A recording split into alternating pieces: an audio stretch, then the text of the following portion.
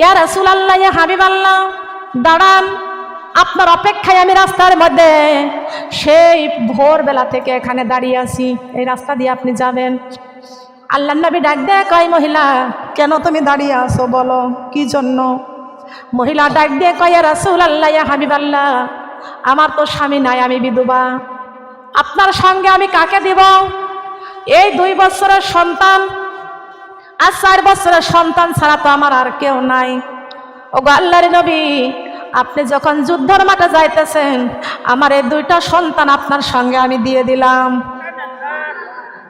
মহিলারা কেমন নবীকে ভালোবাসতেন, কেমন করে বিশ্ব নবীকে ভালোবাসতেন। এই মহিলা নবীকে ডাক দিয়ে কয়, আমার এই 2টা সন্তান আপনার জন্য দিয়ে দিলাম, আপনার ভালোবাসার জন্য আপনার কাছে আমার এই 2টা সন্তান কুরবানি দিয়ে দিলাম। বলেন সুবহানাল্লাহ। মা বোনরা খেয়াল করতে হবে। নবী আমার কয়, মহিলা, তুমি কি আমাকে তোমার সন্তানদের চাইতে বেশি ভালোবাসো? মহিলা ডাক দিয়ে কয়, আমার 2টা সন্তানদের চাইতে, আমার জীবনের চাইতে আমি আপনাকে বেশি ভালোবাসি।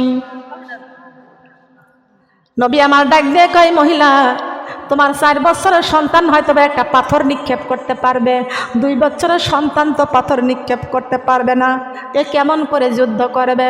আল্লাহর নবী ডাক দিয়ে বলতেছেন, ইয়া রাসূলুল্লাহ, মহিলা ডাক দিয়ে কয়, ইয়া রাসূলুল্লাহ, ইয়া হাবিবাল্লাহ, আমার এই 2টা সন্তান যদি আপনার পক্ষে তীর না ধরতে পারে, অস্ত্র না ধরতে পারে, পাথর যদি নিক্ষেপ নাও করতে পারে, সর্বপ্রথম আমার এই 4 বছরের সন্তান একটা পাথর হলো নিক্ষেপ করে প্রমাণ করে দিবে আমরা বিশ্ব নবীর পক্ষে ছিলাম।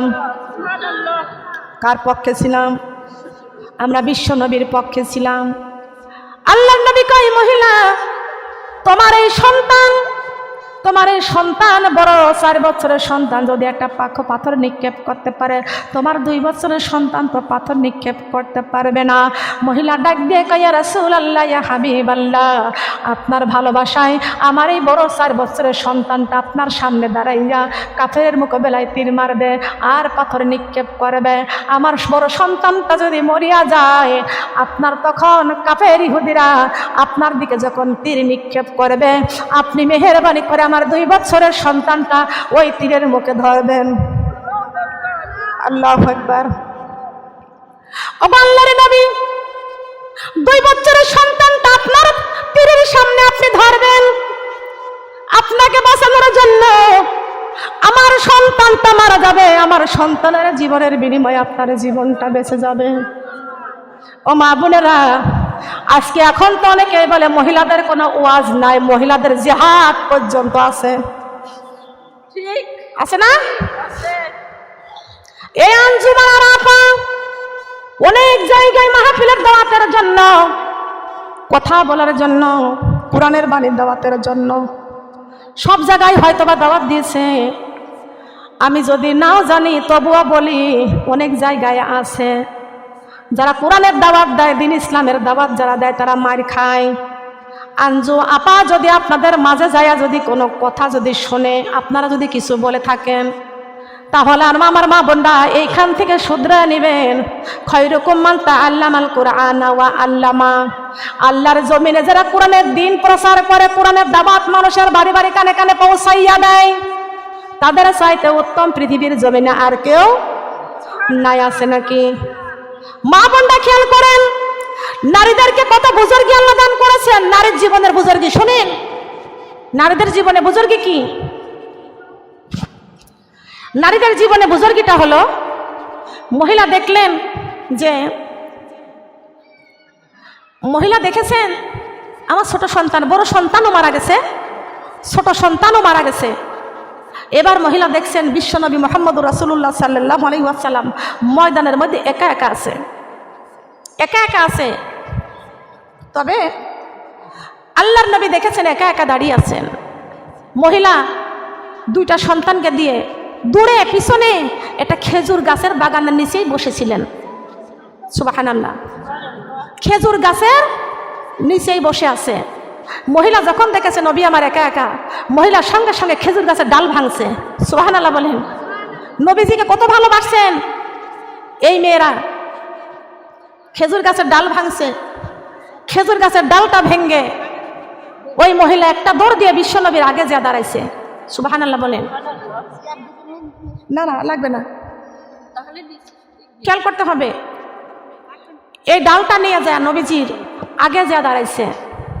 আগে যা যখন দাঁড়াইছে, মহিলা দেখছেন হাজার হাজার কাফেররা আমার নবীর সামনে, আমার নবী একা দাঁড়িয়ে আছে। মহিলা সঙ্গে সঙ্গে যায় খেজুরের ডালখানা নিয়ে যায়, আল্লাহু আকবার বলে এরকম করে ঘুরাইছে।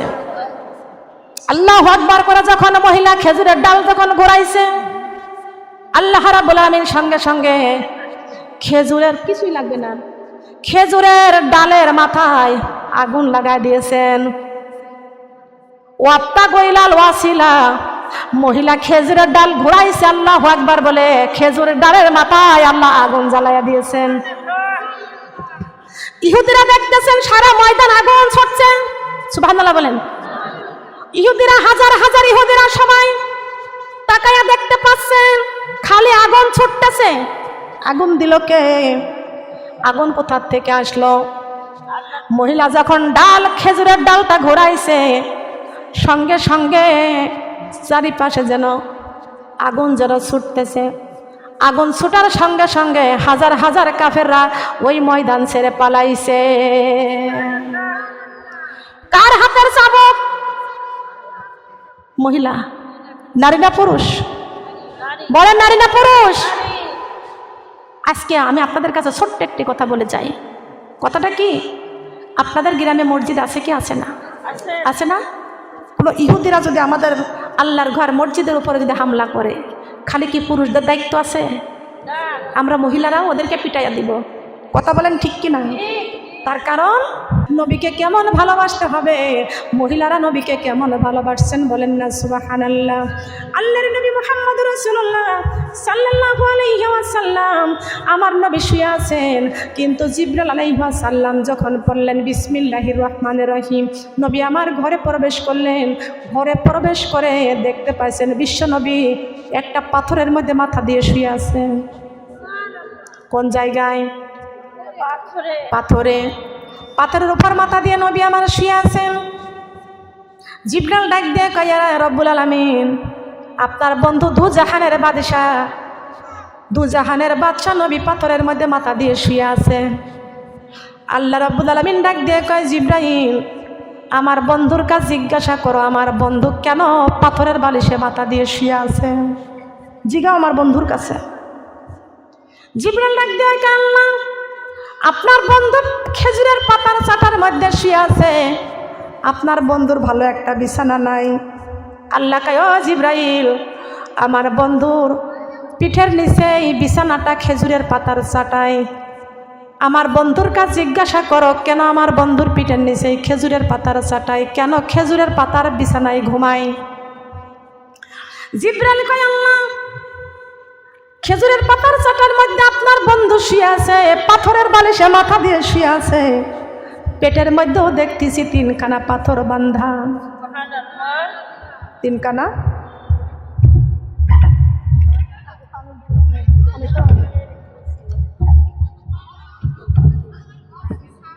তিনখানা পাথর বান্ধা। কথা কোন ঠিক না বেঠি? জিবরাইল ডাক দেয়া বলতেছেন আপনার বন্ধুর পেটের মধ্যে তিনখানা পাথর বান্ধা, কেন আপনার বন্ধু এত কষ্টের মধ্যে আছে? আল্লাহ কয়, জিবরাইল, আমার বন্ধুর কাছে জিজ্ঞাসা করো। জিবরাইল ডাক দিয়ে কয়, রব্বুল আলামিন, আপনার বন্ধু সাধারণ কোনো মেম্বার নয়, সাধারণ কোনো চেয়ারম্যান নয়, সাধারণ কোনো এমপি নয়, সাধারণ কোনো মন্ত্রী নয়, আপনার বন্ধু দু জাহানের বাদশা। আপনার বন্ধুকে ডাক দিয়া ঘুম ভাঙানোর এত সাহস আমার নাই, এত সাহস আমার নাই। আল্লাহ কয়, জিবরাইল, আমার বন্ধু তো ঘুমায় না, সামান্য দুটা চোখ বন্ধ করে আছে। সুবহানাল্লাহ বলেন। এ জিবরাইল, আমার বন্ধু ঘুমায় না রে, আমার বন্ধু ঘুমায় না, আমার বন্ধুর দুইটা চোখ মাত্র বন্ধ করে আছে। আমার বন্ধুর চোখ বন্ধ, আমার বন্ধুর অন্তরটা কান্দে, রব্বি হাবিলি উম্মাতি, রব্বি হাবিলি উম্মাতি। আমার দয়ারি নবী কান্দেন শুইয়া মদিনার ওই বুকে রে, থাকতো যদি আমার পাখা যাইতাম উইরা উইরা রে। বলেন থাকতো যদি আমার পাখা,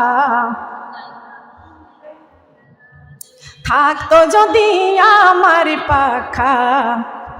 বলেন বলেন সবাই বলেন, থাকতো যদি আমার পাখা চাইতাম উইরা উইরা রে। বলেন থাকতো যদি আমার পাখা। চাঁদের গায়ে দাগ রয়েছে সূর্য তাপে ভরা, আমার দয়ার নবীর গায়ে দেখো শুধুই নূরের তোরা। সুবহানাল্লাহ বলেন। চাঁদের গায়ে দাগ রয়েছে সূর্য তাপে ভরা, আমার দয়ার নবীর গায়ে দেখো শুধুই নূরের তোরা। ওই নবী আমার কান্দের শুধুই উম্মতের লাগিয়া রে। থাকতো যদি আমার পাখা যাইতাম উইরা উইরা রে। বলেন থাকতো যদি আমার পাখা।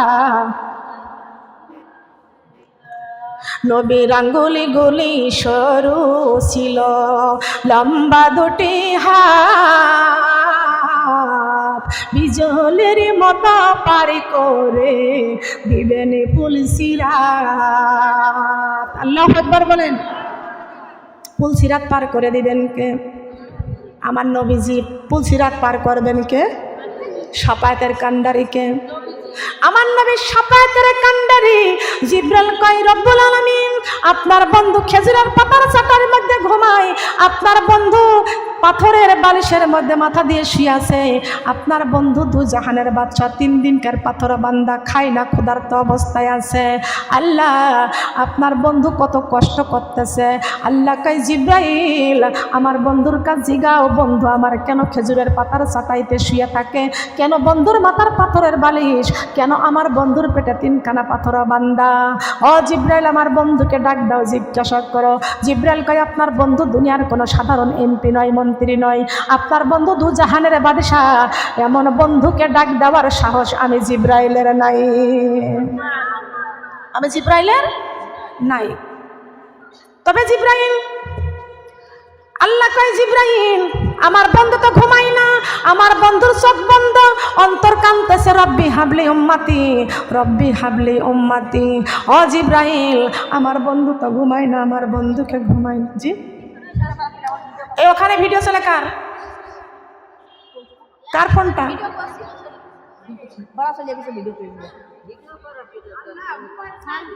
এই মা বোনরা আপনারা যারা পিছনে আছেন খেয়াল করবেন, আপনাদের এই মাঝখান দেখবেন কার কাছে ফোন থাকে।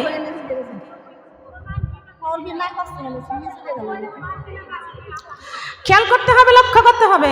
বড় বড় ছোট মানুষ আসছিলেন।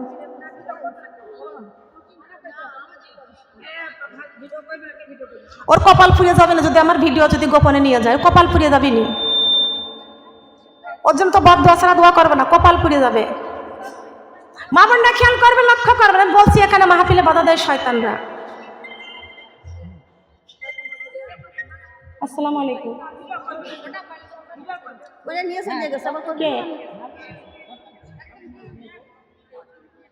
আপনি মাগরিবের নামাজের পরে না এশার নামাজের পরে ফোন দিন, আমি ওয়াজে আছি। মা বোনরা কষ্ট লাগছে, খেয়াল করতে হবে। আমি উত্তম আলোচনা করতেছি, জীবনটাকে তৈরি করতে হবে, আল্লাহর কোরআন দিয়ে জীবন চালাইতে হবে, আল্লাহর নবীর হাদিস দিয়ে জীবন চালাইতে হবে, আল্লাহকে ভালোবাসতে হবে, বিশ্ব নবীর ভালোবাসতে হবে। বিশ্ব নবীর অপমানে যদি না কাঁদে তোমার মন, মুসলিম নয় মুনাফিকি তুমি রাসূলের দুশমন। বিশ্ব নবীর অপমানে যদি না কাঁদে তোমার মন, মুসলিম নয় মুনাফিকি তুমি রাসূলের দুশমন। কথা বলেন ঠিক না বেঠি? আছে কি? মা বোনরা খেয়াল করতে হবে। জিবরাইল ডাক দিয়ে কয় আল্লাহ আপনার বন্ধু দু জাহানের বাদশা, আমি জিবরাইলের এত বড় সাহস নাই, কেমনে ডাক দিব? আল্লাহ কয় জিবরাইল আমার বন্ধুকে ডাক দেওয়া লাগবে না, তোমার গালের জিহ্বাটা আমি আল্লাহ ঠান্ডা করে দিয়েছি। জিবরাইলের গালে জিহ্বা ঠান্ডা না গরম? আমরা কোনদিন দেখেছি? দেখেছি নাকি গালের জিব্বাটা আমাদের কাছ লাগাইছে? চেহারাই তো দেখি নাই কোনোদিন। হাদিস পড়েছি, হাদিস বুখারী পড়েছি। তার কারণ ও আমার মেহেরপুর গাংনের মা বোনেরা, আপনাদের কাছে জানতে চাই, আমরা তো আমার আল্লাহকে কোনোদিন দেখি নাই, দেখছি? দেখেছি? রাসূলকে দেখেছি। জবান খোলেন না কেন? রাসূলকে দেখেছি। আমাদের রুহুটাকে দেখেছি? রুহু দেখি নাই। এই রুহুটা কার? কার রুহু? আপনি বলেন আমার জীবন। আপনার রুহু না? আপনার তো দেহের মধ্যে আছে, কিন্তু দেখতে পারেন নাই। কথা বলেন ঠিক কিনা? অনেকেই বলেন না আমার জীবনে কত কষ্ট করেছি, তাই না? কার জীবন? কার জীবন? আমাদের জীবন আল্লাহ দিয়েছেন। কে দিয়েছেন?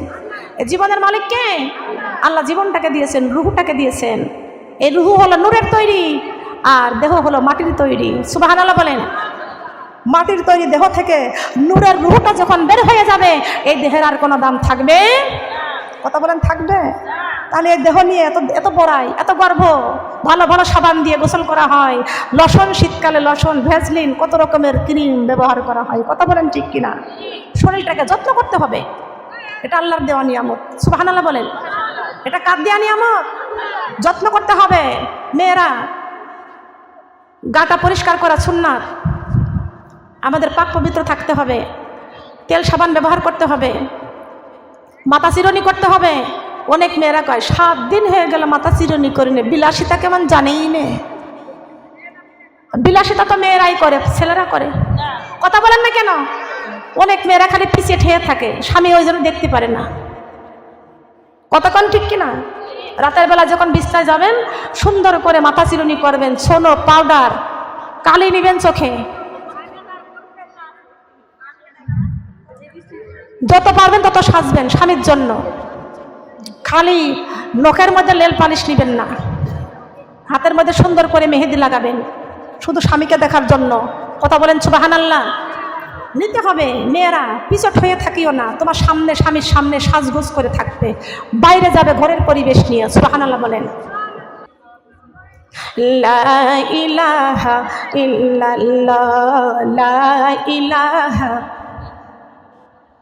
লা ইলাহা ইল্লাল্লাহ মুহাম্মাদুর রাসূলুল্লাহ, লা ইলাহা ইল্লাল্লাহ মুহাম্মাদুর রাসূলুল্লাহ।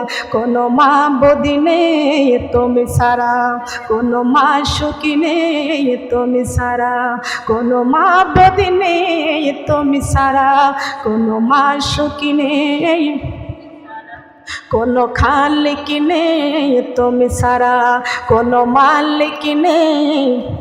আরে বললে কত সুন্দর লাগে না?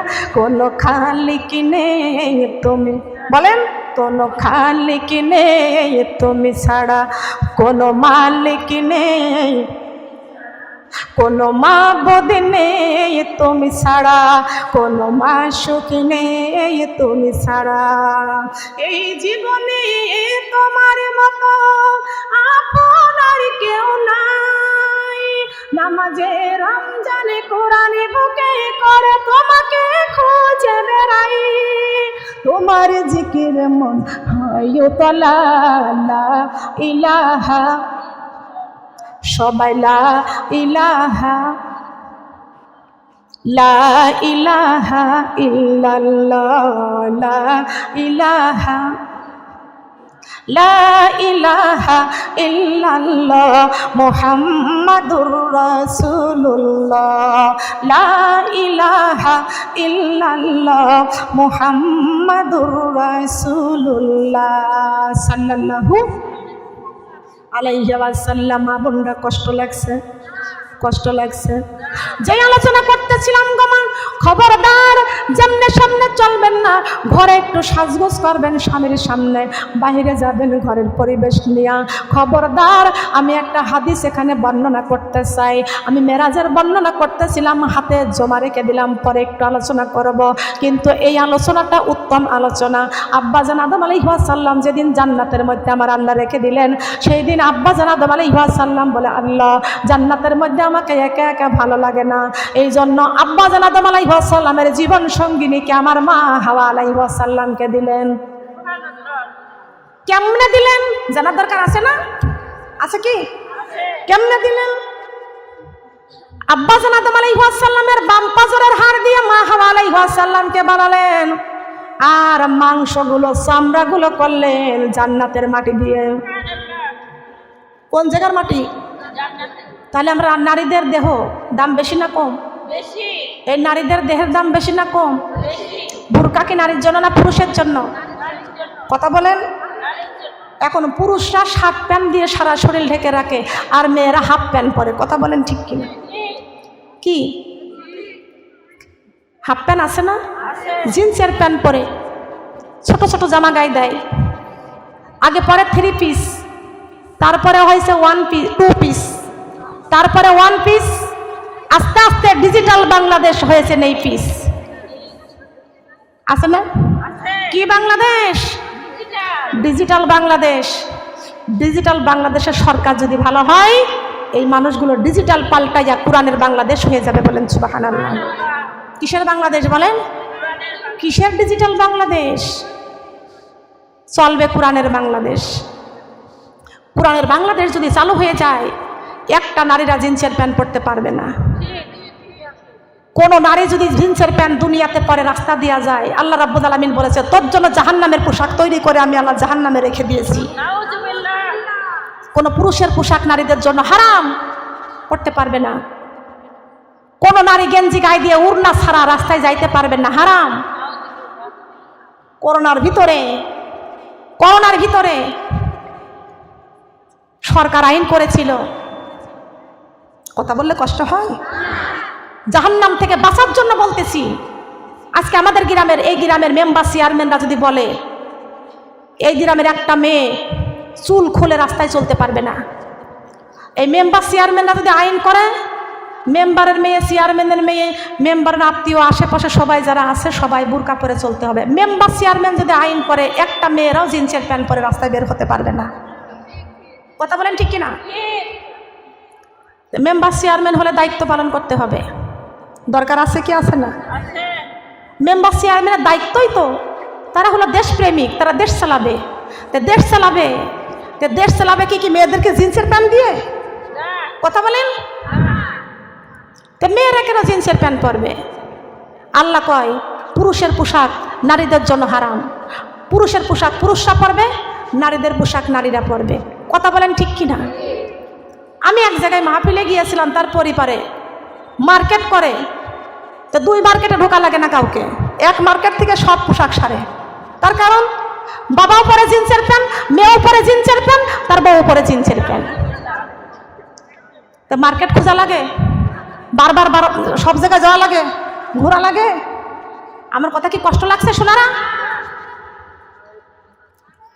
বাবা জিন্সের প্যান্ট পরেছে, মেয়ে কলেজে যাচ্ছে জিন্সের প্যান্ট পরে। কথা বলেন ঠিক কিনা? গায়ে গেঞ্জি দিয়েছে টাইট, মেয়ে টাইট গেঞ্জি গায়ে দিয়েছে, আর বাপ লুজ শার্ট পরেছে।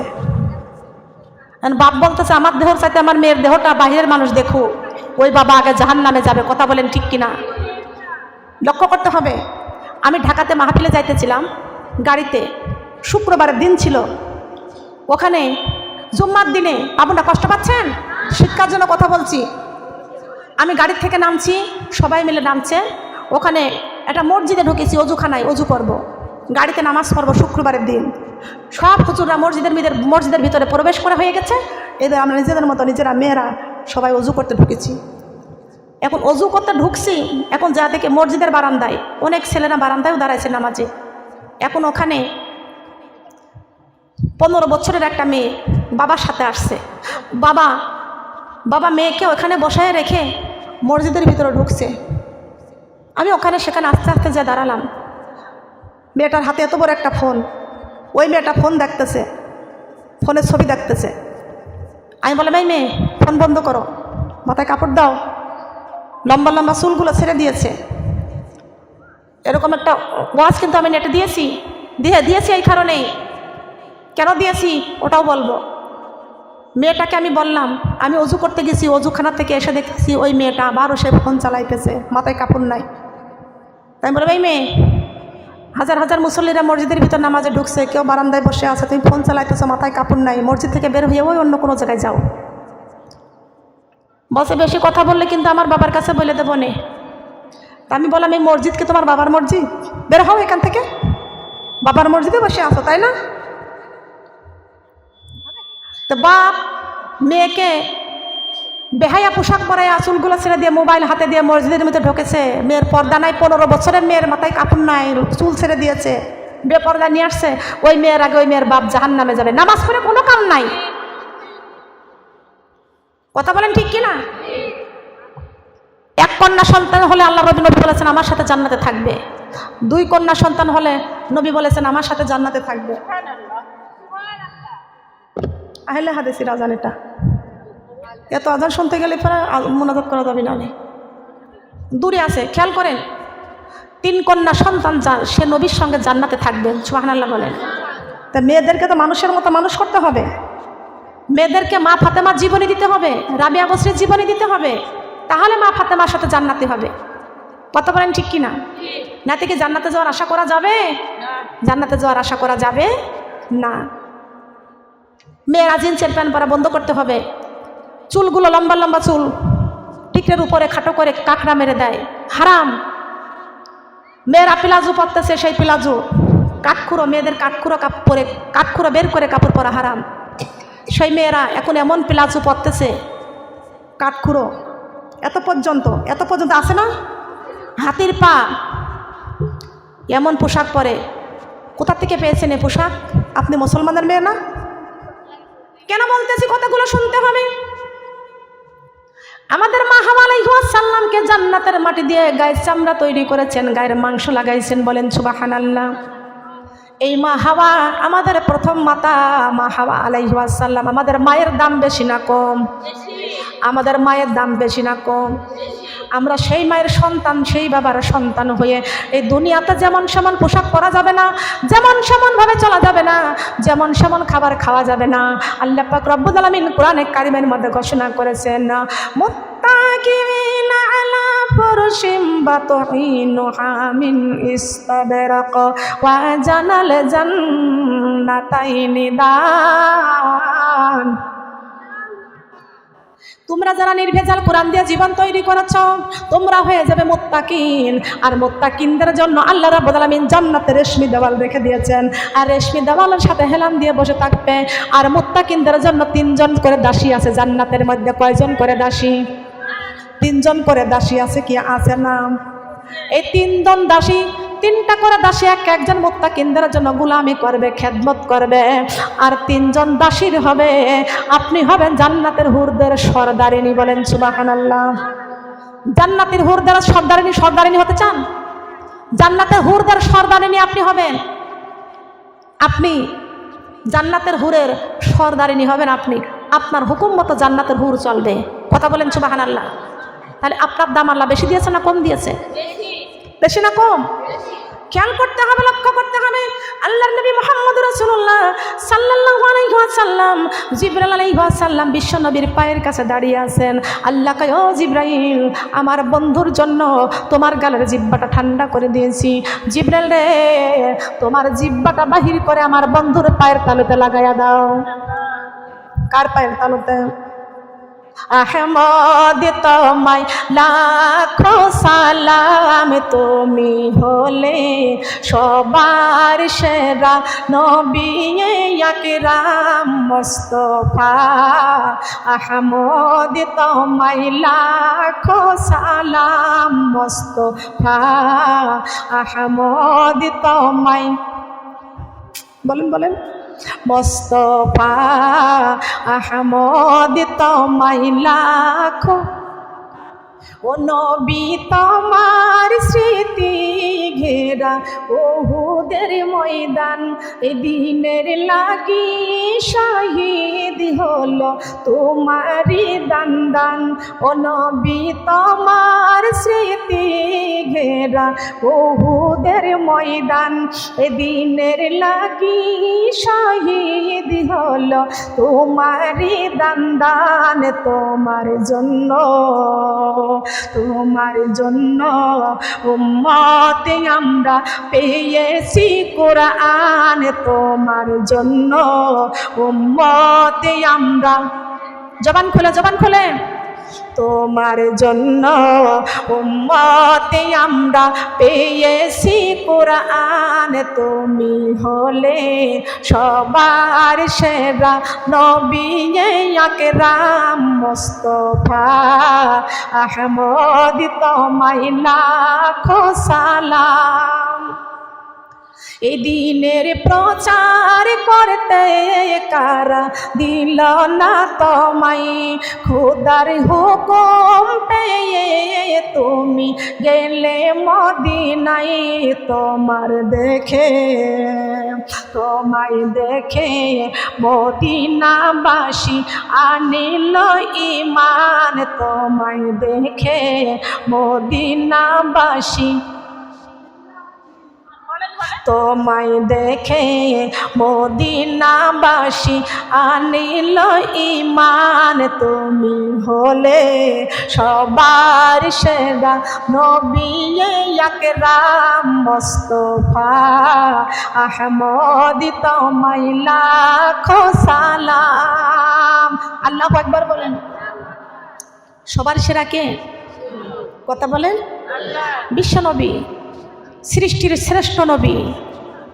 কথা বলেন সুবহানাল্লাহ। আমার নবী সৃষ্টির শ্রেষ্ঠ নবী। আমরা শ্রেষ্ঠ নবী পেয়েছি, আমরা সৃষ্টির সেরা মানুষ, আমরা শ্রেষ্ঠ কিতাব পেয়েছি। বলেন সুবহানাল্লাহ। কি পেয়েছি আমরা? শ্রেষ্ঠ কিতাব পেয়েছি, শ্রেষ্ঠ নবী পেয়েছি, কারণ আমরা সৃষ্টির সেরা মানুষ। সুবহানাল্লাহ বলেন। লক্ষ্য করতে হবে আমার মা বোনেরা, কষ্ট লাগছে? নবী আমার জিবরাইল আলাইহিস সালাম বিশ্ব নবীর পায়ের তলাতে জিহ্বাটা লাগাইছেন। সুবহানাল্লাহ বলেন। নবীর মর্যাদা কত বড়। জিবরাইল আমার নবীর পায়ের তলাতে জিহ্বাটা লাগাইছে। আমার নবীর পায়ে যখন ঠান্ডা লাগছে, সঙ্গে সঙ্গে দু জাহানের নবী আমার উঠে বসে পড়ছে। তাকায় দেখে জিবরাইল আমার কদমের মধ্যে চুম্বন করে। জিবরাইল আলাইহিস সালাম আমার কদমের মধ্যে চুম্বন করে।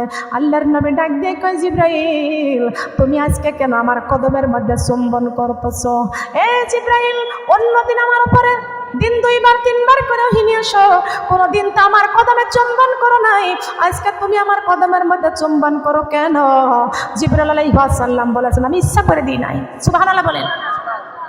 ও আল্লাহর নবী, আমি ইচ্ছা করে নিজের জন্য ইচ্ছা করে আপনার কদমে চুম্বন করি নাই, আল্লাহর হুকুমে আপনার কদমে চুম্বন করেছি। কার হুকুমে? কে অর্ডার করেছেন? অর্ডার করেছেন কে? জিবরাইল কয়, ইয়া রাসূলুল্লাহ, ইয়া হাবিবাল্লাহ, আল্লাহর অর্ডার করেছেন। আমি জিবরাইল আপনার কদমের মধ্যে জিহ্বাটা লাগাইছি। নবী আমার বলতেছেন, জিবরাইল কি ওহী নিয়ে আসছো? কি ওহী নিয়ে আসছো? জিবরাইল কয়, ইয়া রাসূলুল্লাহ, ইয়া হাবিবাল্লাহ, এই দেখেন আমার ডান হাতের মধ্যে, এই দেখেন জান্নাতের পানি, এই দেখেন আর একটা জান্নাতের পোশাক। তাকায়া দেখেন গো নবীজি, আপনার ঘরের সামনে বুরাক বেঁধে রাখছি। আমার আল্লাহ রাব্বুল আলামিন আপনার বন্ধু জান্নাত থেকে পানি পাঠাইছেন, পোশাক পাঠাইছেন, জান্নাতের বোরাক পাঠাইছেন আপনার জন্য। সুবহানাল্লাহ বলেন। কার জন্য? নবীর জন্য। জিবরাইল কয়, ইয়া রাসূলুল্লাহ, ইয়া হাবিবাল্লাহ, এটা আপনার জন্য পাঠাইছেন। নবী আমার ডাক দিয়ে কয়, জিবরাইল, জিবরাইল ডাক দিয়ে, আচ্ছা এদুকু জায়গা আছে, এদুকু জায়গা আছে, তোমার পিছনে সবাই চিল্লা করে, কে বুঝি না। খেয়াল করতে হবে। কষ্ট পাচ্ছেন? জিবরাইল কয় ইয়া রাসূলুল্লাহ ইয়া হাবিবাল্লাহ, এই তিনটা জিনিস পাঠাইছে আপনার জন্য, এই জন্য পাঠাইছেন আল্লাহ রাব্বুল আলামিন আপনার দোস্ত, আপনার বন্ধু আপনাকে দাওয়াত করেছেন। কি করেছেন? দাওয়াত করেছেন। ওগো আল্লাহর নবী, আপনার বন্ধু আপনাকে দাওয়াত করেছেন। নবী আমার চিন্তায় পড়ে গেছে। দুনিয়ায় কোনো বন্ধুর বাড়ি বন্ধু যদি দাওয়াত দেয়, সে দাওয়াত তো মিস করা যায় না। যায় মুহাম্মদুর রাসূলুল্লাহর বন্ধু, লা ইলাহা ইল্লাল্লাহ।